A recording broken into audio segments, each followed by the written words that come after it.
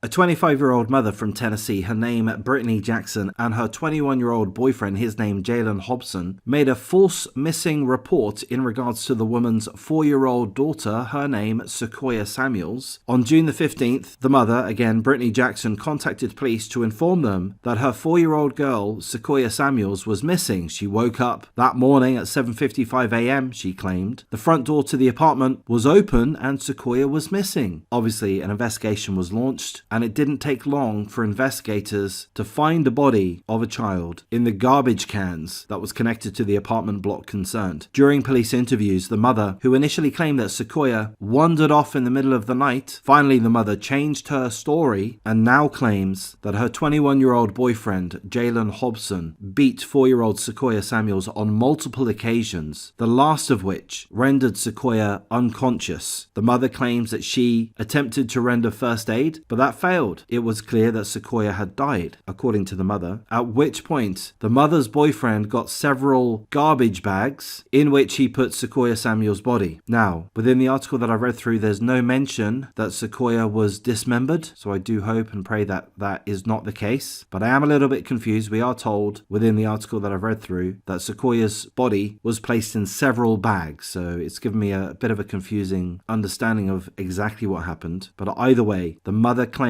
at this point in time that her 21-year-old scumbag boyfriend, Jalen Hobson, had been beating Sequoia Samuels on a regular basis for the last several weeks, and it culminated in her death, following which her deceased body was placed into several plastic bags, garbage bags, and then kept in the family apartment. By the way, 3 other children lived with the mother and the mother's boyfriend, their ages 4, 5, and 6, with a deceased body of their sibling of 4-year-old Sequoia Samuels. Due to the advanced state of decomposition of the child's body, of Sequoia's body, it is believed that Sequoia remained in the home for several weeks prior to the mother contacting police to make a false claim, a false report that her child was missing. It's believed that Sequoia's body was left within the family home for several weeks, and then only on June the 15th was it removed, allegedly by the boyfriend, who took Sequoia's body, still in the plastic garbage bags, and dumped her in the apartment complex trash can. No wonder police found her remains so quickly. At this point in time, both the mother and the scumbag boyfriend face 2 counts each of first-degree murder and aggravated child abuse, and 1 count each of abuse of a corpse, tampering with evidence, and false reporting in regards to the murder of Sequoia Samuels. The mother is being held in jail on a $500,000 bond, and the mother's boyfriend is being held in jail on a $50,000 bond. Now, I find this very, very confusing. We're told that the mother has claimed that the boyfriend had been beating 4-year-old Sequoia Samuels on a number of occasions, which culminated in her death, and then the mother claims that her boyfriend tampered with and disposed of, attempted to dispose of, her deceased body. So the mother is claiming that it's all the boyfriend's fault. They're both facing the same charges: first-degree murder, aggravated child abuse, abuse of a corpse, tampering with evidence, and false reporting. So I am confused as to why the mother has a $500,000 bond and the mother's boyfriend has a very low $50,000 bond. Perhaps in Tennessee, suspects may only need to pay 10, perhaps 20% of the bond. So we're looking at $5,000, perhaps $10,000 for the boyfriend to be able to get a get out of jail card, which is pathetically low. So what does that tell me? That tells me that at this point in time of the investigation, it is believed that the mother is mostly to blame. That's my take on it. I really am very, very confused as to why the mother has a high level of bond and the mother's boyfriend does not, when they're both facing the same charges. This article is telling us what the mother has claimed, and she claims that it's all the boyfriend's fault. Perhaps the police don't buy that. Perhaps the police believe that the mother is more responsible than the mother's boyfriend. I don't know, it does confuse me. But seemingly, it is believed that they're both involved in regards to the murder of 4-year-old Sequoia Samuels. And I guess that is the case. I guess that if one of them is more guilty than the other in regards to actually physically attacking Sequoia Samuels, if there's one of them in particular that was dealing out the blows, then the other would have stood by and watched it happen, stood by and not act, failed to act. How can an adult continue to live live in a home without realizing that there's a dead body within it. The other adults would have known, even if they weren't directly involved in the beating of Sequoia. So that does confuse me. Ultimately, they're both scumbags. I would hope and expect that the investigation brings the truth to light. I would think that the forensic evidence will be such that a very accurate declaration of what occurred, how Sequoia was murdered, will be identified. This article hasn't really gone through those details. Perhaps those details haven't been made public at this point, but I would imagine that they will, certainly in front of a trial, I would imagine. A very accurate understanding of what occurred that led to Sequoia Samuel's murder will be identified. So I believe that justice will be served, and that pleases me. But of course, this is an absolute tragedy. A 4-year-old girl, Sequoia Samuels, an absolute innocent, living at the family home with her 3 siblings, a 4-year-old, 5-year-old, and a 6-year-old, and be it at the hands of the mother's boyfriend or not, she was beaten to death. Her body was tampered with. It was stuffed into plastic bags, no doubt. It was kept in the family home for several weeks, no doubt, and then transferred to the trash can. The mother admits to having made a false missing report. She knew it wasn't true. She claims that her boyfriend beat Sequoia on multiple occasions and ultimately took her life. If that situation is true, and it may not be, if that situation is true, she's a scumbag. She stood by, failed to act, failed to protect her child, perhaps even her other children. From her own story, she allowed her 21-year-old boyfriend to regularly beat her 4-year-old child. That mother needs to be locked up for an incredibly long time, for life. But the discrepancy in the bonds makes me